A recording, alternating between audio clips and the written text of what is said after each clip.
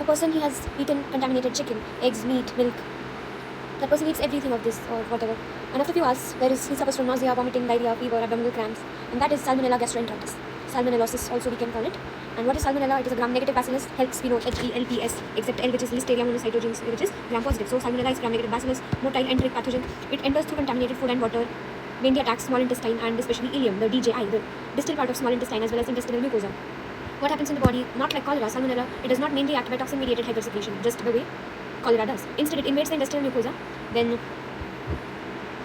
imagine intestinal lining like a guarded border. Now Salmonella, it has crossed the intestinal epithelium. It enters the Peyer's patches and triggers inflammation. As a result, neutrophil influx will be there. Mucosal inflammation and fluid secretion, and diarrhea will develop. Clinical features usually are fever, abdominal pain, diarrhea, vomiting. Disease generally lasts for 2 to 4 days. Why some cases become dysentery-like? Because some patients pass mucus pus. Why? Because invasive inflammation damages the mucosa. Neutrophil inflammatory exudate enters the stool. So stool may resemble dysentery, even though Salmonella is not a classic dysentery. It is not a classic dysentery organism. Why septicemia occurs in some patients? Sometimes Salmonella escapes the intestine, enters the bloodstream, causes bacteremia. It does the systemic spread. As a result, it will do typhoidal or septicemic fever, especially in immunocompromised infants, elderly.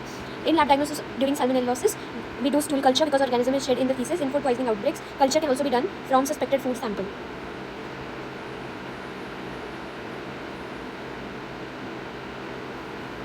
Now, treatment of Salmonellosis. Antibiotics are not used in uncomplicated gastroenteritis. Okay, why not give antibiotics? Because in some non-invasive gastroenteritis, disease is usually self-limited, and antibiotics may prolong the fecal carriage or shedding, meaning patients keeps excreting Salmonella longer. So, avoid unnecessary antibiotics.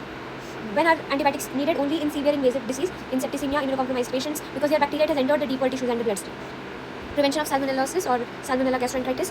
Food, personal hygiene, proper hand washing, well-cooked poultry, then safe water, avoid contaminated food. Why vaccines don't help here? Because Salmonella gastroenteritis, in Salmonella septicemia, vaccines do not protect us. Why? Because currently available typhoid vaccines, they target the Salmonella typhimurium, not common non-typhoidal gastroenteritis strains. These typhoid vaccines, they only target this particular bacteria. It does not target the non-typhoidal gastroenteritis strains. Antibiotic resistance in Salmonella. Many Salmonella strains carry R plasmids, resistance plasmid, the circular, the plasmid, and these give multi-drug resistance, meaning bacteria survive multiple antibiotics.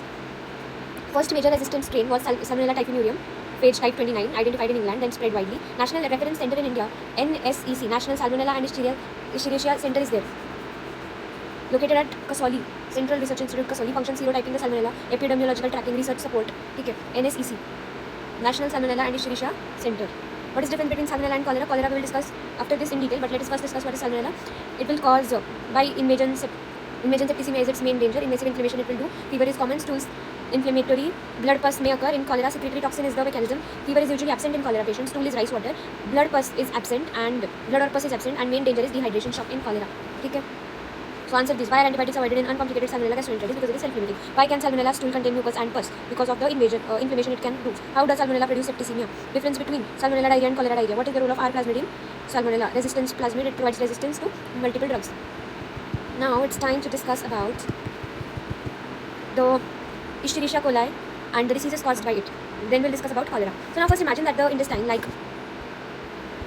first of all imagine intestine like a peaceful water absorbing tunnel. So there is a tunnel and it is a water absorbing tunnel. Okay. म्हणजे पानी त्यातून absorb होता है त्या tunnel. Now food will enter, intestine absorbs nutrients, water, formed stool comes out. Now imagine a bacteria entering this tunnel and doing different attacks. Some only sit on the wall and secrete toxins, some invade and destroy the cells, some cause bleeding, some cause massive water loss.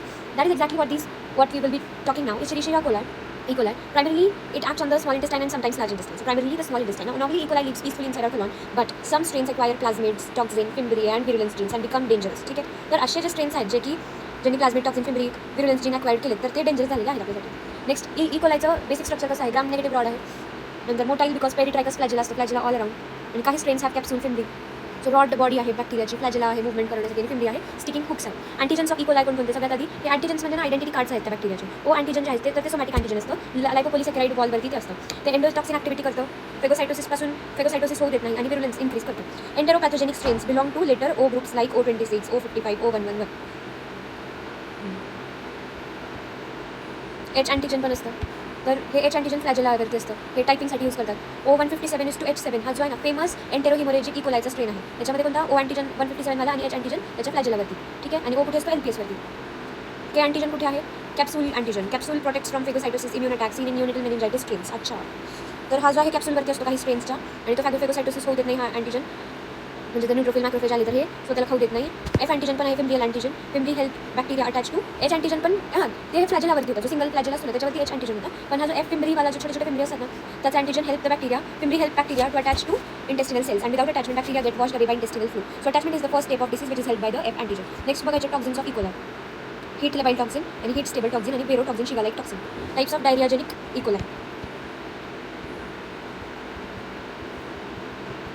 Toxins of इकोलायमध्ये heat labile toxin, basically cholera toxin cousin आहे हा. Structure 1 A subunit 5 B subunits असतात. Exactly cholera toxin सारखाच असतो. आणि what happens, imagine एंट्रोसाइटचं cell आहे like a water control room.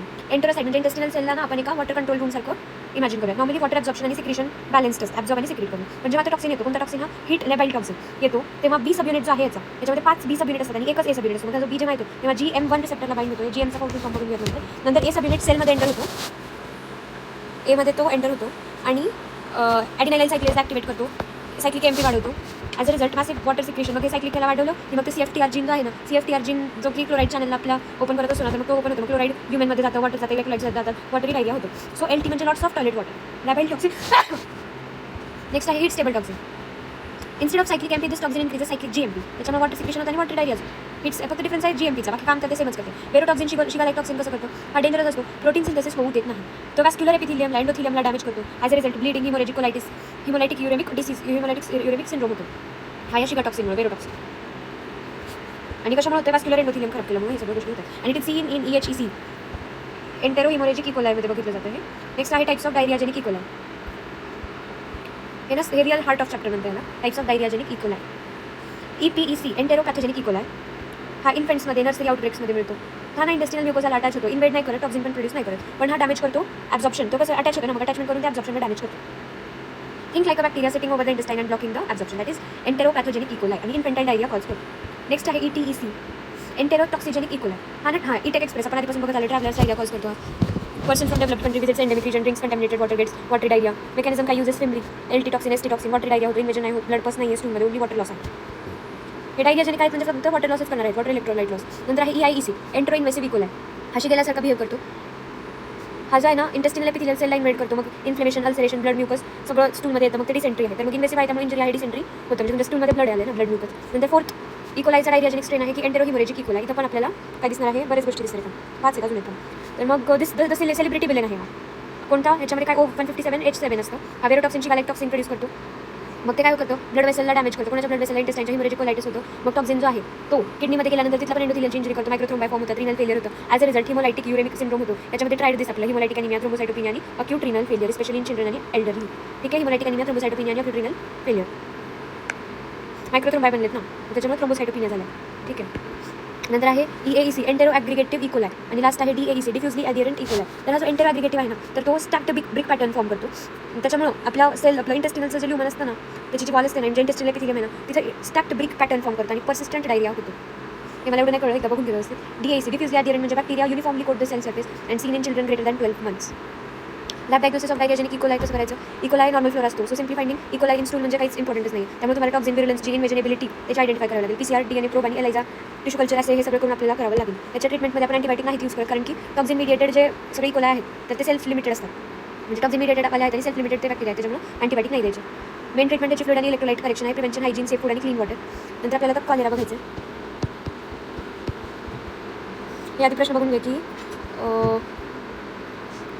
Organism काय, मेकॅनिझम काय, स्टूल कसं बनवतं ते. ETEC एटेक एक्सप्रेस काय करतो, EIEC, EHEC आणि कॉलेरामध्ये काय होतं ते नंतर बघून घेऊया. हे प्रश्न आधी बघ की डिफरन्स बिटवीन LT आणि ST टॉक्सिन, हीट लेबाइल आणि heat stable. EHEC dangerous in children का आहे. नंतर simple isolation of E coli from stool diagnostic का नाही, याच्या प्रश्नांची उत्तर इथं बघून घेऊ.